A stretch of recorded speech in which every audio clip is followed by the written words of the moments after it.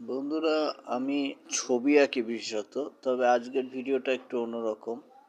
কেএমসির যে sub overseer পরীক্ষা হয়েছিল ওটা আমি দিয়েছিলাম। তো ওই পরীক্ষাটা রেজাল্ট অনেক দিন দেরি হচ্ছে। মে মাসে হয়েছিল সম্ভবত। তো আজকে ফোন করেছিলাম কেএমসির অফিসে।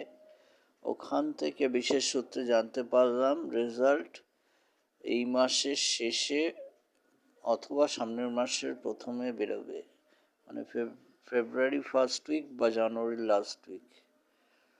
তো ওদের জিজ্ঞেস করলাম যে এত দেরি হচ্ছে কেন, তো সেই বিষয়ে ওরা কোনো সদুত্তর দিতে পারেনি।